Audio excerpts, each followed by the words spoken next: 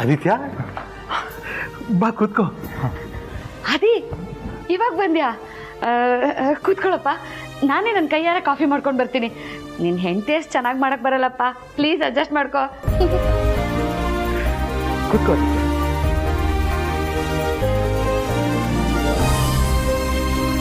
ಆದಿತ್ಯ ಹೇಗಿದೆಯಪ್ಪ? ಹಾಂ ಅಪ್ಪ, ಪರವಾಗಿಲ್ಲ. ಡ್ಯೂಟಿ ಮುಗೀತಾ? ಹಾಂ.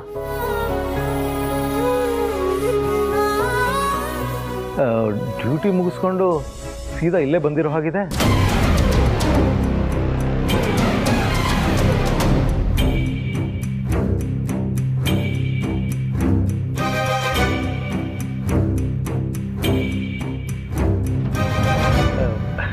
ಪಾರ್ವತಿ ಬೆಳಗ್ಗೆ ಬಂದು ಹೋದ್ಲು. ಓ, ನಿಮ್ಮ ಅಮ್ಮನ ಹುಡುಕ್ತಾ ಇದೆಯಾ?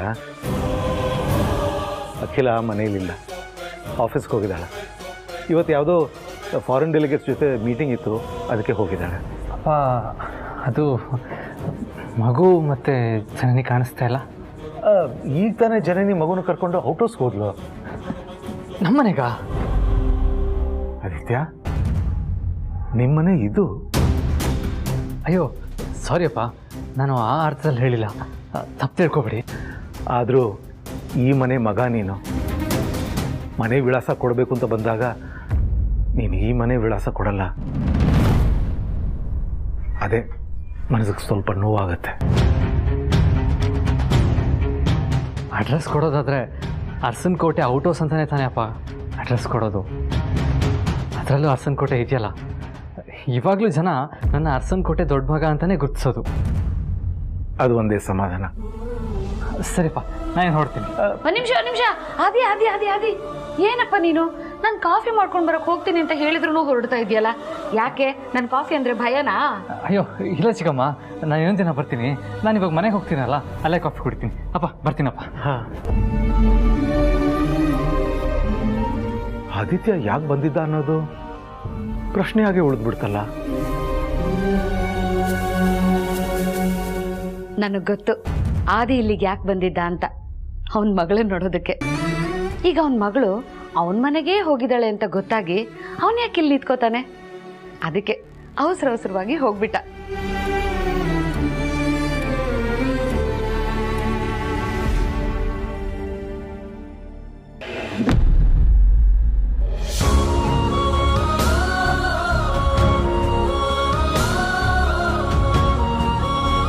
ಜನನಿ,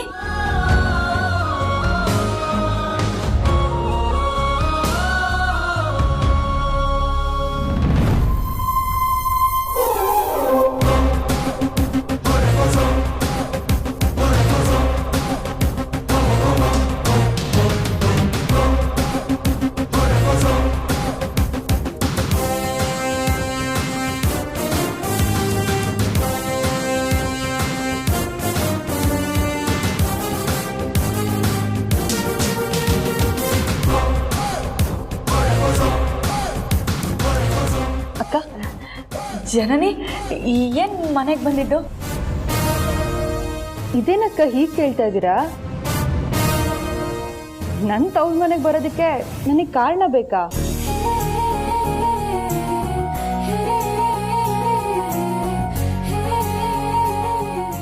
ಅದು ಪುಟ್ಟಿ,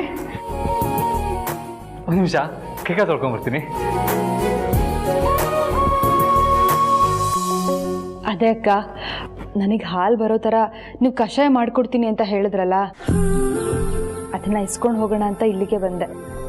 ಅದ ಗಿಡಮೂಲಿಕೆಗಳನ್ನೆಲ್ಲ ಅರ್ದು ಕಷಾಯ ತಯಾರು ಮಾಡಿ ಇಟ್ಟಿದ್ದೀನಿ ನೋಡು, ಅಲ್ಲೇ ದೇವ್ರ ಫೋಟೋ ಮುಂದೆ ಇಟ್ಟಿದ್ದೀನಿ. ನಾನೇ ತಗೊಂಬರೋಳಿದ್ದೆ, ಅಷ್ಟರಲ್ಲಿ ನೀನೇ ಬಂದ್ಬಿಟ್ಟಿದ್ಯಾ. ಇರು ಬಂದೆ.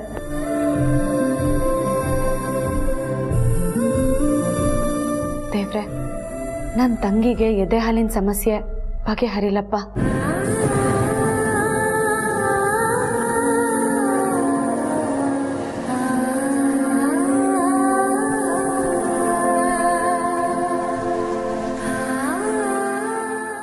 ದೇವ್ರ ಹತ್ರ ಬೇಡ್ಕೊಂಡು ಇದನ್ನ ಕುಡಿ. ಕೊಡಮ್ಮ ಜನ್ನಿ. ಬಾರು ಬೋರು ಬೋರು ಕುಂದು ಬೋ.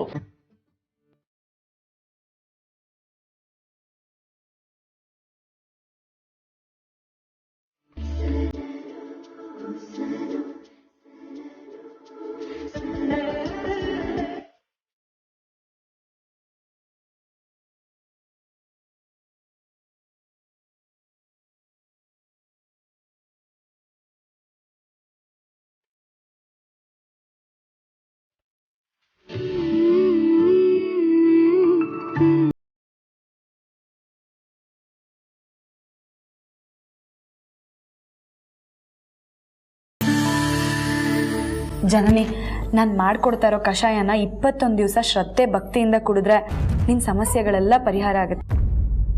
ಸರಿ ಅಕ್ಕ. ಲಕ್ಷ್ಮಿ ಪುಟಾಣಿ ಹೊರಡೋಣವಾ?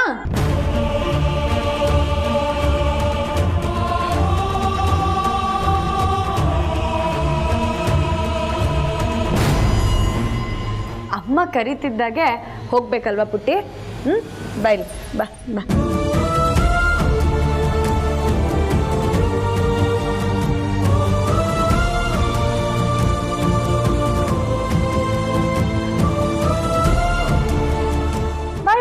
ಬಾಯ್.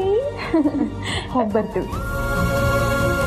ಜನನಿ, ಕಷಾಯಕ್ಕೋಸ್ಕರ ನಿನ್ನ ಮಗುನ ಕರ್ಕೊಂಡು ದಿನ ಇಲ್ಲಿಗೆ ಬರೋದು ಬೇಡ, ನಾನೇ ಅಲ್ಲಿಗೆ ತಗೊಂಬಂದು ಕೊಡ್ತೀನಿ.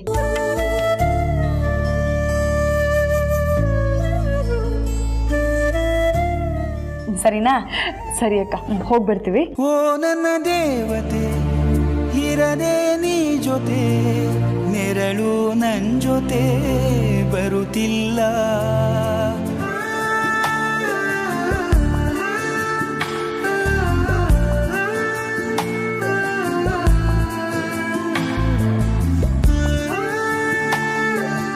ಬರೋ ಪ್ರತಿದಿನ ಮಗುನ ಇಲ್ಲಿಗೆ ಕರ್ಕೊಂಬರ್ಬೇಡ, ನಾನೇ ಬರ್ತೀನಿ ಅಂತ ಯಾಕಂದೆ? ನಿಮ್ಮ ಕಾರಣಕ್ಕೆ ಯಜಮಾನ್ರೆ, ಜನನಿಗೆ ಮಗುನ ಇಲ್ಲಿ ದಿನ ಕರ್ಕೊಂಡು ಬರಬೇಡ ಅಂತ ಹೇಳಿತ್ತು. ಮಗುನ ಎತ್ಕೊಂಡ್ರೆ ವಾಪಸ್ ಕೊಡೋ ಮನಸ್ಸೇ ಮಾಡಲ್ವಲ್ಲ ಯಜಮಾನ್ರೆ, ಅದಕ್ಕೆ. ಇನ್ನೂ ಏನಾದರೂ ಇದ್ರೆ ಅದನ್ನು ಹೇಳ್ಬಿಡು. ಹೇಳ್ತೀನಿ. ನನಗೆ ಒಂದೇ ಒಂದು ಬೇಡಿಕೆ ಇದೆ.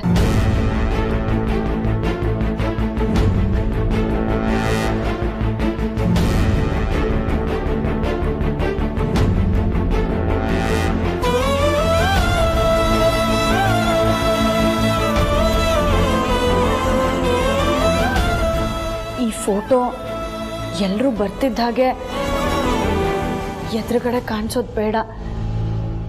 ಜನನಿ ಕಣ್ಣಿಗೆ ಬೀಳೋದು ಕೊನೆ ಕ್ಷಣದಲ್ಲಿ ತಪ್ಪಿತು. ಮತ್ತೆ ನಮ್ಮಿಂದ ಇಂಥ ತಪ್ಪಾಗೋದು ಬೇಡ ಯಜಮಾನ್ರೆ. ನಮ್ಮ ಮಗಳ ಜೊತೆಗಿರೋ ನಮ್ಮ ಫೋಟೋನ ಹಾಲಲ್ಲಿ ಹಾಕೋ ಸ್ವಾತಂತ್ರ್ಯನೂ ಕಳ್ಕೊಂಡ್ಬಿಟ್ಟಿದ್ದೀವ ನಾವು. ಸರಿ, ಏನು ನನ್ನ ರೂಮಲ್ಲಿ ಹತ್ರ ಹಾಕೊಂಬೋದ ಇದನ್ನ?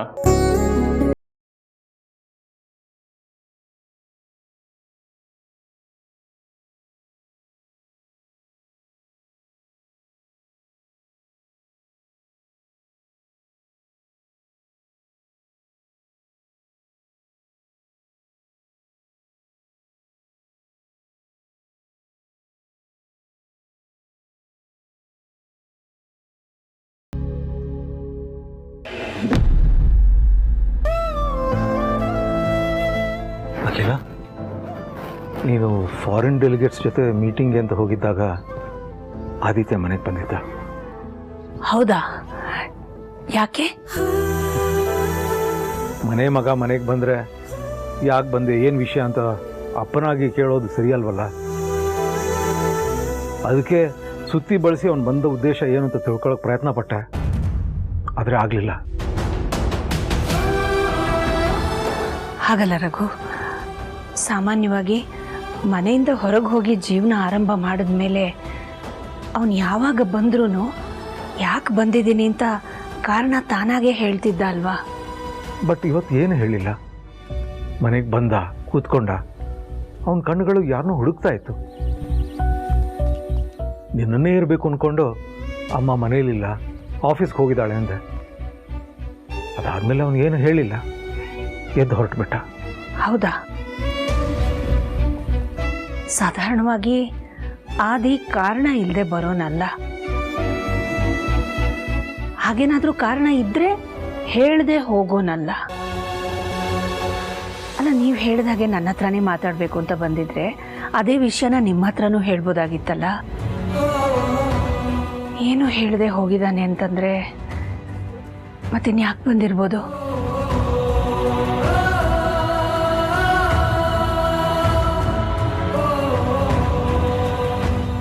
ರಘು, ನಾನು ಪಾರ್ವತಿ ಮತ್ತೆ ಅರಸನಕೋಟೆಗೆ ಬರ್ತೀವಿ, ಇಲ್ಲೇ ನಿಮ್ಮ ಜೊತೆಲೇ ಇರ್ತೀವಿ ಅಂತ ಹೇಳಕ್ ಬಂದಿರ್ಬೋದಾ? ಹಾಗಂತೀಯ? ತಮ್ಗೆ ಹುಟ್ಟೋ ಮಗುಗೆ ಒಂದು ಐಡೆಂಟಿಟಿ ಕ್ರಿಯೇಟ್ ಮಾಡಬೇಕು, ಅದಕ್ಕೆ ನಾವು ಮನೆಯಿಂದ ಹೊರಗೆ ಇರ್ತೀವಿ ಅಂತ ಹೇಳಿದರು. ಆದರೆ ಈಗ ಪರಿಸ್ಥಿತಿ ಬೇರೆ ಥರನೇ ಇದೆ. ಹುಟ್ಟಿದ ಮಗು ಉಳಿಲಿಲ್ಲ, ಇನ್ನೊಂದು ಮಗು ಆಗೋ ಸಾಧ್ಯತೆಯೂ ಇಲ್ಲ. ಹೀಗಿರುವಾಗ ಮನೆಯಿಂದ ಮನೆಯವರಿಂದ ದೂರನೇ ಇದ್ದು ಏನು ಸಾಧನೆ ಮಾಡೋದು? ಮನೆಗೆ ವಾಪಸ್ ಬರೋಣ ಅಂತ ತೀರ್ಮಾನ ಮಾಡಿರ್ಬೋದಾ? ಅದನ್ನ ಹೇಳಕ್ಕೆ ತುಂಬ ಸಂಕೋಚ ಆಗಿ ವಾಪಸ್ ಹೋಗಿರ್ಬೋದಾ? ಇರ್ಬೋದೇನೋ. ಛೇ, ಇದು ನನಗೆ ಹೊಳಿಲೇ ಇಲ್ವಲ್ಲ. ನಾನಾಗ ಕೇಳಿದ್ರೆ ಬಾಯಿ ಬಿಡಲೇಬೇಕಲ್ಲ. ಈಗಲೇ ಫೋನ್ ಮಾಡಿ ವಿಚಾರಿಸ್ತೀನಿ. ಬೇಡ ರಘು. ಯಾಕಾಗಿಲ್ಲ? ಪ್ರತಿ ಸಲ ನಾವೇನೋ ಒಂದು ನಿರೀಕ್ಷೆ ಇಟ್ಕೊಂಡಿರ್ತೀವಿ, ಆದರೆ ಅದು ನಡೀದೆ ಹೋದಾಗ ಮನಸ್ಸಿಗೆ ತುಂಬ ನೋವಾಗುತ್ತೆ. ಇರಲಿ, ಒಂದ್ಸಲ ಮನೆಗೆ ಬಂದ ಮಗ ಮತ್ತೆ ಬರದೇ ಇರಲ್ಲ. ಅವನಾಗ ಅವನೇ ಬರಲಿ, ಅವನ ಮನಸ್ಸಲ್ಲಿ ಏನಿದೆ ಅನ್ನೋದನ್ನ ಅವನೇ ಹೇಳಿ ಅರ್ಥ ಮಾಡಿಸ್ಲಿ. ಕಾಯೋಣ.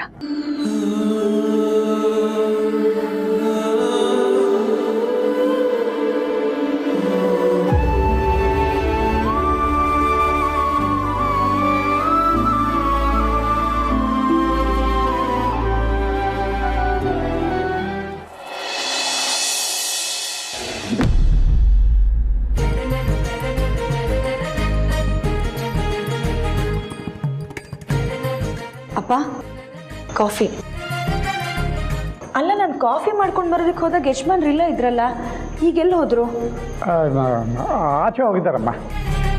ಆಚೆನಾ? ಎಲ್ಲಿಗೆ ಹೋದ್ರಪ್ಪ? ಅದು ಮನೆಗೆ ದಿನಸಿ ತರಕ್ಕೆ ಹೋಗಿದ್ದಾರೆ. ಇದೇನಪ್ಪ ಹೀಗೆ ಹೇಳ್ತಾ ಇದೆಯಾ? ಒಂದು ತಿಂಗಳಿಗಾಗೋಷ್ಟು ದಿನಸಿನ ಒಂದು ವಾರದ ಮುಂಚೆ ನೀನೇ ತಗೊಂಬಂದಿದ್ಯಾ?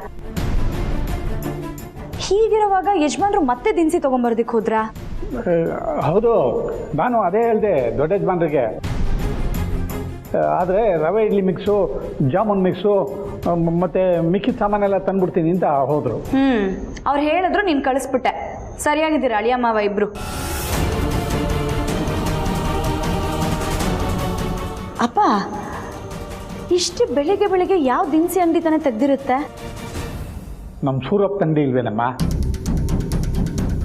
ಮನೇಲೆ ಅಂಗಡಿ ಮಾಡ್ಕೊಂಡಿದ್ದಾರೆ. ಹೋದರೆ ಬೆಳಗ್ಗೆನ ಬಾಗಿಲು ತೆಗೆದು ಊದ್ಗಡ್ಡಿ ಹಚ್ಬಿಟ್ಟು ಬೇಕಾದ ಸಾಮಾನು ಕೊಡ್ತಾರೆ.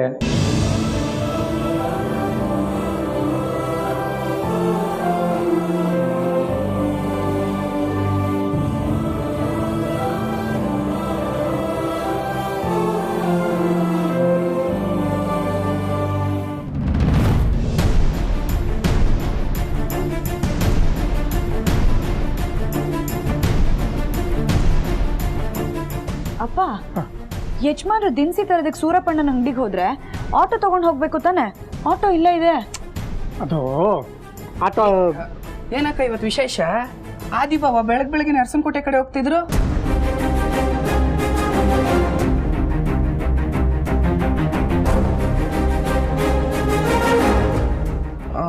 ಸರಿ ಅಕ್ಕ, ನೈಟೆಲ್ಲ ಕಂಬೈನ್ ಸ್ಟಡಿ ಮಾಡಿ ಫುಲ್ ನಿದ್ದೆಗೆಟ್ಟಿದ್ದೀನಿ. ನಾನು ಹೋಗಿ ಮಲಗ್ತೀನಿ. ನಾನು ಎದ್ದೇಳೋವರೆಗೂ ನೀನು ಎಬ್ಬಿಸ್ಬೇಡ, ಸರಿನಾ? ಆಮೇಲೆ ಎದ್ದು ನಾನು ತಿಂಡಿ ಮಾಡ್ತೀನಿ.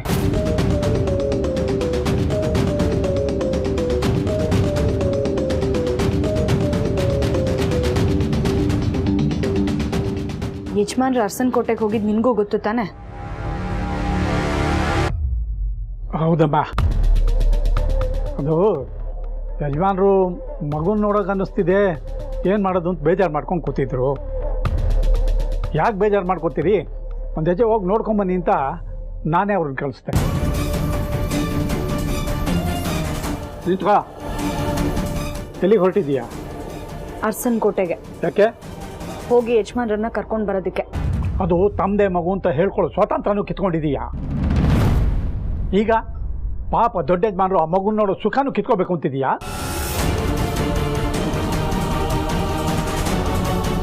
ನೋಡು, ನೀನು ನಿನ್ನ ಮನಸ್ಸನ್ನು ಎಷ್ಟು ಬೇಕಾದರೂ ಗಟ್ಟಿ ಮಾಡು, ಅದು ನಿನ್ನ ನಿರ್ಧಾರ. ಆದರೆ ದೊಡ್ಡ ಯಜಮಾನರಿಗೆ ಕರುಣೆ ತೋರಿಸು. ಒಬ್ಬ ತಂದೆಗೆ ಇಷ್ಟೊಂದು ಅನ್ಯಾಯ ಮಾಡಬೇಡ. ನಿನ್ನ ಕೈ ಮುಗಿತೀನಿ. ಇಲ್ಲ, ಅದಕ್ಕೂ ಬೇಡ ಅಂತಂದರೆ ಮಗು ನಿಂದೇನೋ ಸತ್ಯನ ನಾನು ಎಲ್ರಿಗೂ ಹೇಳಬೇಕಾಗುತ್ತೆ.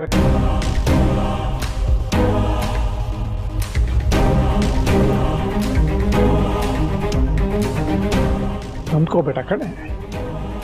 ನಮ್ಮ ದೊಡ್ಡ ಯಜಮಾನರು ತಿಳುವಳಿಕೆ ಇರೋರು, ಯಾರಿಗೂ ನೋವಾಗೋ ಥರ ನಡ್ಕೊಳ್ಳಲ್ಲ. ಸ್ವಲ್ಪ ಹೊತ್ತು ಹೋಗಿ ಮಗು ನೋಡ್ಕೊಂಡು ಬಂದ್ಬಿಡ್ತಾರೆ. ನೀನು ಆತಂಕ ಪಡಬೇಡ, ಬಾ.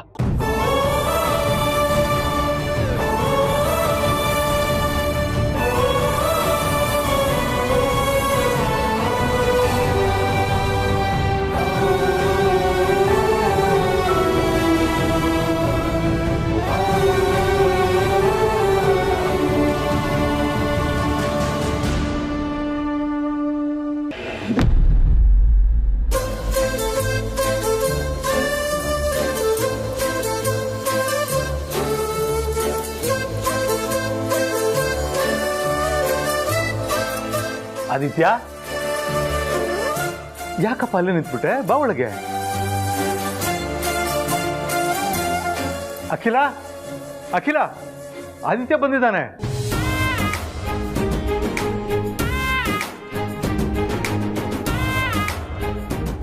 ಅದೇ ಕೂತ್ಕೊಪ್ಪ.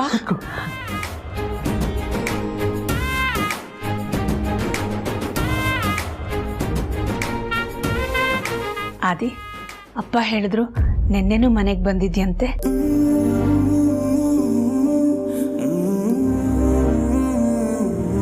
ನಾನು ಮನೇಲಿ ಇಲ್ಲ ಅಂತ ಗೊತ್ತಾಗಿ ಏನು ಹೇಳ್ದೆ ಹಾಗೆ ಹೊರಟೋದ್ಯಂತೆ. ಯಾಕಪ್ಪ, ನನ್ನ ಹತ್ರ ಏನಾದರೂ ಮಾತಾಡೋದಿತ್ತ? ತಣಿ, ಸಾಕ್ಷಿ ಮಾಡ್ತೀಯಾ?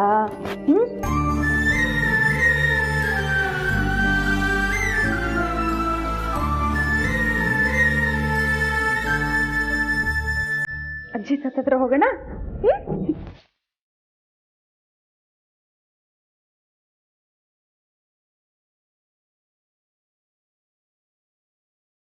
ಓ, ಆದಿ ಪದೇ ಪದೇ ಬರ್ತಿರೋದು ನನ್ನ ಜೊತೆ ಮಾತಾಡಕ್ಕಲ್ಲ, ಅವ್ರ ತಮ್ಮನ ಮಗುನ ನೋಡೋದಕ್ಕೆ. ತಾನು ಕಳ್ಕೊಂಡಿರೋ ಮಗು ನೆನಪಾದಾಗ್ಲೆಲ್ಲ ಈ ಮಗುನ ನೋಡಕ್ ಬರ್ತಾನೆ ಅನ್ಸುತ್ತೆ. ಆದರೆ ಹೇಳ್ಕೊಳಕ್ಕಾಗದೆ ಒದ್ದಾಡ್ತಾ ಇದ್ದಾನೆ ಪಾಪ.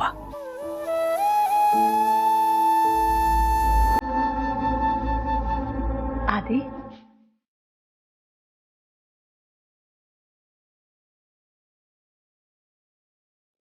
ನಾನು ನಿನ್ನ ಹೆತ್ತ ಅಮ್ಮ ಕಣೋ. ಅಮ್ಮನ ಹತ್ರ ಮನಸ್ಸಿನ ಭಾವನೆಗಳನ್ನ ಹೇಳ್ಕೊಳಕ್ಕೆ ಹಿಂಜರಿಕೆನಾ, ಭಯನಾ? ನಿನ್ನೆ ನೀನ್ ಬಂದಿದ್ದು, ಇವತ್ತು ಬಂದಿರೋದು ಮಗುನ ನೋಡಕ್ಕೆ ತಾನೆ.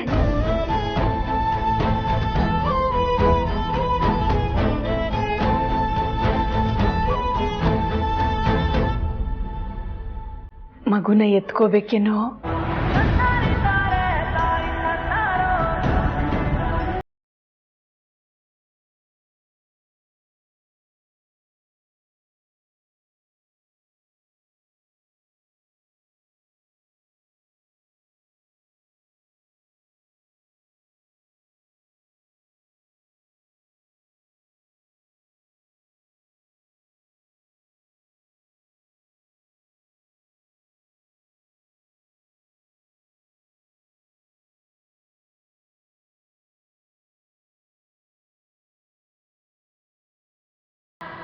ಆದಿ, ನಾವು ಹೆಣ್ಮಕ್ಳು ನಮ್ಮ ಮನಸ್ಸಿನ ಭಾವನೆನ ಮಾತಾಡಿ ಹೇಳ್ಕೊಂಡ್ಬಿಡ್ತೀವಿ.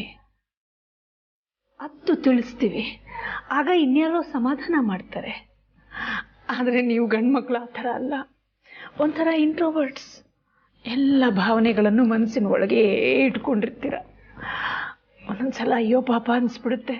ಆದರೆ ಒಂದು ಮಾತನ್ನ ಮರಿಬೇಡಪ್ಪ, ಇದು ನಿನ್ನ ಮನೆ, ನಿನ್ನ ಹಕ್ಕಿನ ಮನೆ.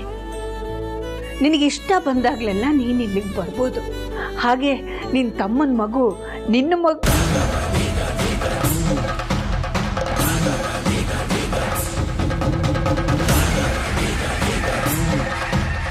ಭಾವ, ನಿಮ್ಮ ತಮ್ಮನ ಮಗು ನಿಮಗೂ ಮಗುನೇ ಅಲ್ವಾ?